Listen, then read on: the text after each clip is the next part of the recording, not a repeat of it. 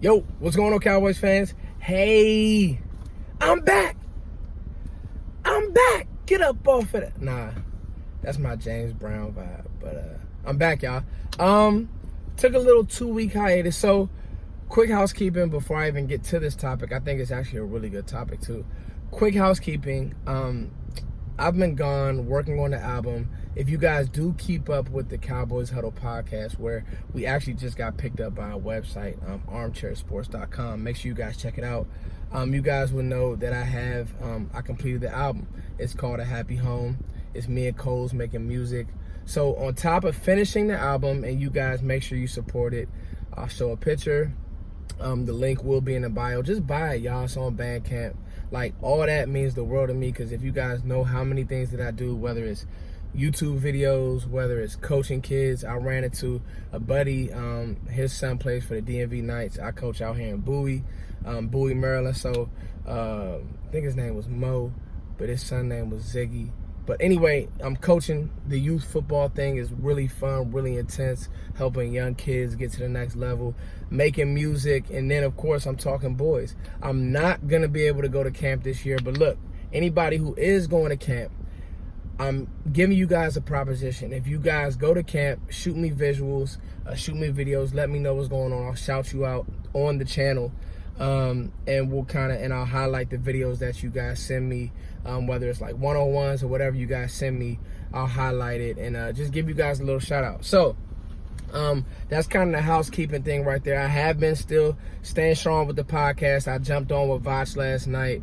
But as far as me actually making videos and doing the editing, I just haven't been doing it because I had to make sure that this album was done. You guys make sure you follow me on the Twitter, the Instagram, Foots and Coles, Foots the King. You guys, y'all know who it is, man. Y'all know what time it is. So, Foots here, and now I'm ready to talk ball. All right?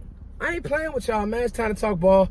We got training camp when? When do we report, y'all? The 25th? The 20th? I know it's sometime next week, mid-July. Late July, and it's here. If today's the 16th, this weekend is the 20th. It has to be next week, the 20-something. Y'all let me know. Jump in the comments. When do we report? Anyway, I'm going to ratchet these videos back up. So it's going to be like 2 to 3 a day. Really getting you guys ready for training camp. And just, obviously, we know what's going on with Zeke and the rumors that he might hold out. I kind of went on a Twitter rant yesterday. If Zeke holds out, I think he's an idiot. Just because this is not me being Cowboy Homer and just supporting the team, but dog, you're rolling the dice and being a fool when really the team and Jerry and the whole nine has been behind you through all of this BS, Zeke. So why? You know what I mean? Why would you hold out? You're going to get paid. You know that. The worst thing, and nothing good comes from holdouts because you're not going to be in shape. I don't care, working out and doing workouts on Instagram with your buddies or some college kids, that's not the same as being at an NFL practice. So, and if we know anything from Zeke, he's been a slow starter in these years that he's been in the league. He has all the accolades, and I think he's the best back in the league. I still just don't think, with everything that Zeke has going on, I don't think that it's smart for him to hold out and try to force the Cowboys' hand. Like, Zeke, you're going to get paid. You put the work in. Just get your butt to, just get to camp, dog. You serious? Anyway, I got 5, all right? God knows. Y'all know one thing about me, some of these guys just talk off the top of their head. I really study, try to think of a point, counterpoint. What would somebody think? What would somebody say? Woo, woo. But anyway, I got 5 potential camp stars. So these are just guys who somebody could possibly break out. It's a rookie in here. It's a free agent in here. It's, 2 free agents in here. It's just guys who I think could possibly come to camp, break out, and then obviously the whole goal really is for them to be able to carry it on to the season. So I got 5, all right? Number 1 is Tony Pollard. Number 2 is Chris Covington. Number 3 is Michael Gallop. Yeah, yes, Money Mike, all right? Number 4 is Randall Cobb, and number 5 is Xavier Woods. So let's talk about Tony Pollard, Tony P. What else can I say about him? Especially if Zeke does decide to try to, hold out or force his hand or whatever the case may have you. I think that Tony Pollard, just for what he gives you, I've said it all in all. He's going to be in a battle with Tavon. Not directly in a battle with Tavon, because obviously Tavon is a running back.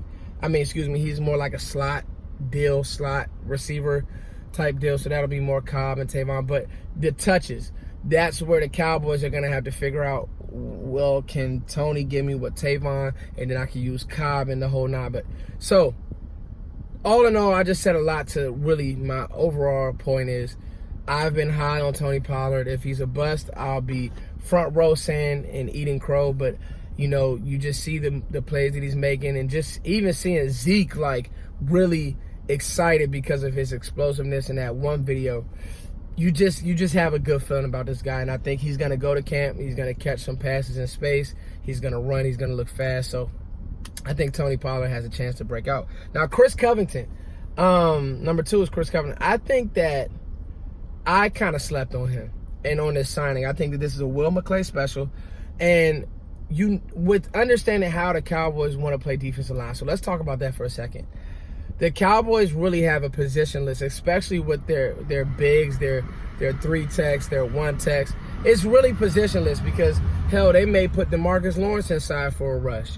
It's really about who can help you on rundowns, and I think that's what Covington will be able to do, especially being the fact that he's never had the coaching of a Rod Marinelli. All right, so he'll be used as a 1. Tristan Hill and Leak will obviously be your 3s. But, Vach really woke me up to him. I was texting Vach today, and we were talking about, just Chris Covington has some wiggle, and now it's going to be him and Antoine Woods in the battle. But I do like some things about Covington. He played some end. Okay, so there goes that position flex now. And you got to also think the Houston scheme is way different than ours. Maybe he was asked to be that banger plugger type end. You move him inside with the quickness. You never know what can happen because obviously the Cowboys scheme is to get up the field quickly, right? And everything that we want to do, whether you're at 3, whether you're at 1, whatever you're attacking, the A gap, the B gap, whatever you're slanting, is to get up field and make a play quick. That's what we're taught, okay? So I think that Covington has those traits. Now can Rod Marinelli obviously get that out of him? I think Covington is one of those players who could come in and you see him when they're doing run fit type things and you see him really just making plays. All right, let's talk about Michael Money Gallop, all right? I'm giving him that nickname. Nobody better not steal it. If you steal it, you better stamp me, all right? Michael Money Gallop. I see, don't jump off the screen. I see a lot of T.O. in Michael Gallup. The way he attacks the ball. It was like the Detroit game, and he just went up and got it, dog. Like, his vert is kind of crazy. I see Michael Gallup, if him and Dak, all right, because he doesn't win, he's not going to win as a route runner. He's going to have to win with body control, athleticism. But he has a lot after the catch. And learning from Amari Cooper so I don't want to belittle him by saying he's not a good route runner, but Amari Cooper, he's going to route you up. Like, a corner won't be able to stay in front of Amari Cooper because his foot quickness is just that crazy. Gallup is more of a 50-50 ball type. More of a, okay, you got a lesser corner on you, I'm going to throw it up, you go get it. If him and Dak, all right, Dak is going to be so key to Michael Gallup's development. If him and Dak can get on that same page, the sky is really the limit for Gallup because coverages are going to be rolled to Cooper.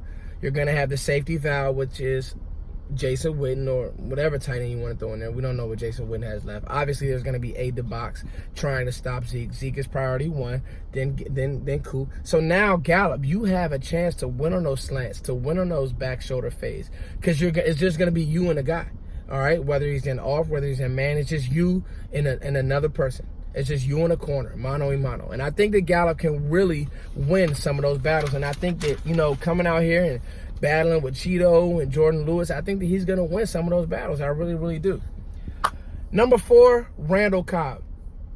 This was one of the most underrated signings of the offseason. Now, there's a parenthesis, and that's if he stays healthy. If he stays healthy, he's a better player than Cole Beasley. This is no shade to Cole. Throughout the season, I was getting tired of Cole.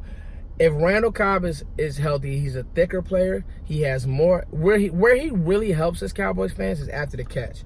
Catching that quick slant and being able to do something, just that extra 4 or 5 yards.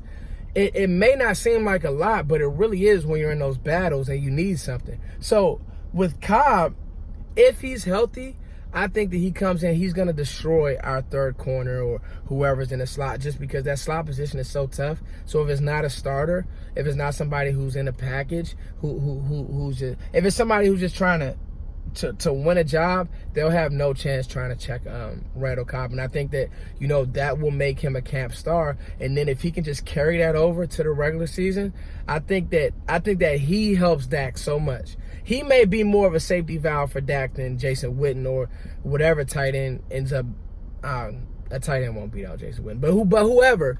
I think that Cobb really can be a safety valve type player. I have him as one of my camp stars. And number 5, this may be a shock to some of you all, but I think Xavier Woods is going to have an amazing year. And I'm going to tell you why. The Earl Thomas stuff is over. The team now believes in you, Xavier Woods. What are you going to do? Knowing everything about his pedigree, 4th-round pick, Louisiana Tech. He actually played against Dak in college. The guy, it hasn't seemed too big for him. Now, year 3, I thought it would be year 2. Now, year 3, I'm looking for him to make a jump. He will hit you. Xavier Woods will hit you. Now, you just need him to make some plays on the ball. Go get another pick. Go make another play. Go strip the ball. Play with a little more swag. I think that Xavier Woods has the chip has to grow on his shoulder. It needs to grow. It needs to be a full-laced potato chip. And he needs to go out and ball. And I think that he will. To start with training camp, get feisty, mix it up, But I think that Cowboys fans also need to stay patient because guess what? You gave Byron Jones a lot of time. You gave, we're still giving Taco a lot of time. Let's stay patient with Xavier Woods. I think that this kid, for him to be a 4th-round pick from, not a higher tier school, not a Power 5 school. I think that, not a Power 5 conference, excuse me. I think that Xavier Woods is going to take that jump. So those are my 5 guys. You guys jump in the comments. Let me know what do you think, because if these young players, well, I wouldn't say young. Cobb isn't very, very young, but I think he'll come and do well. If these players, nonetheless, can come out here, the rest of them are young guys. Y'all know them. Y'all know what I meant. Come on, man. I got to get back in the flow. Listen. If they can come out here, play well, be camp stars, it really elevates your roster where you have the Laytons, the Jalen Smiths. It really elevates your roster, and it puts the defense and the offense in stress because there's so many things that teams have to worry about. So, training camp is amongst us. I'm going to be doing some more training camp preview things, some more battles.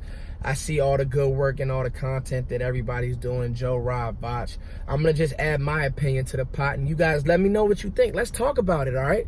You guys know I'll go on record. I'll talk about all this stuff and get your guys' opinion. You guys beat me up, talk about it. That's what we do. That's what we as content creators do. All right, guys, it's your boy Foots the King. Listen, check out the album. Seriously. I worked hard on that thing, y'all, for like a year. Singing, got some jazz on there, my man, playing trumpet. That's why I don't get no sleep. Y'all always asking, do I smoke? No, I don't smoke. I don't sleep. Because I love y'all. It's your boy Foots. Peace.